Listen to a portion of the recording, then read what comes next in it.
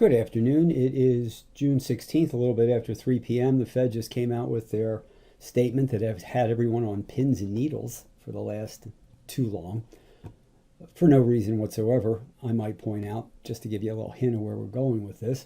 So here's what's changed in the new Fed statement, courtesy from CNBC. Thanks very much, guys. Let's just scroll down here for a second. I want you to see the entirety of it. So, okay, so it's a two-page statement. The red is what's changed. And so you can see the only thing they changed on page 2 was the date from April 28th to June 16th. And what we're going to do now is zoom in. Let's take a look at the changes to this statement from the Federal Reserve Board.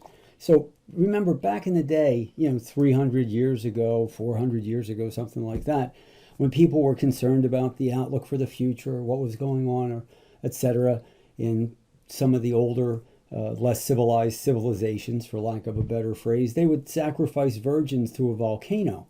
They did it in at least one Tom Hanks movie. Today, volcanoes and maybe virgins just aren't as easy to come by. As a result, we have the Federal Reserve Board. But for years, decades, we have talked about how the Fed is not a proactive group, they are reactive.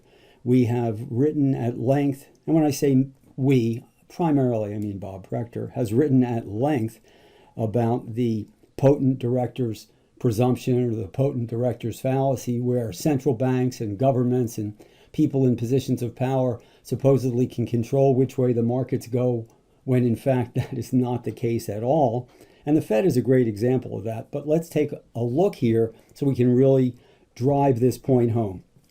Let's take a look at the statement. So black is the old stuff, red is the new stuff. Everybody's pretty familiar with how Word works when you're tracking changes, right?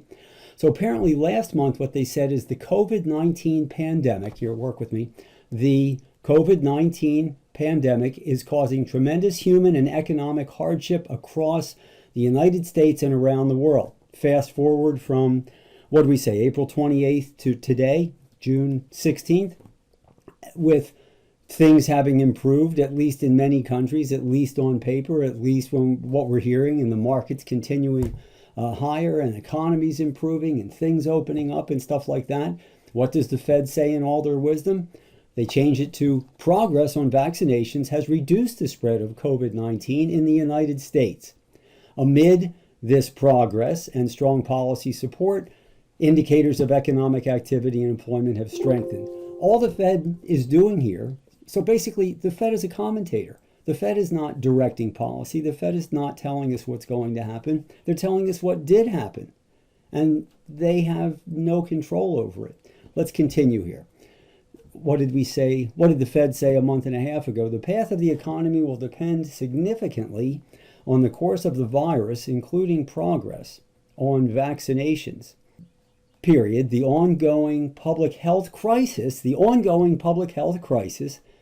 continues to weigh on the economy, and risks to the economic outlook remain. So April 28th, the Fed's freaked out still about what's going on. Fast forward 6 weeks later, did the Fed do anything about it? Did they change anything? No. And yet, here's their opinion now. The path of the economy will depend significantly on the course of the virus. Progress on vaccinations will likely continue to reduce the effects of the public health crisis on the economy, but risks to the economic outlook remain. So they're still worried about things a little bit. But again, the main point here, these guys are trend followers. All they're doing is telling you what did happen and then basing their opinion on what is going to happen on what just happened.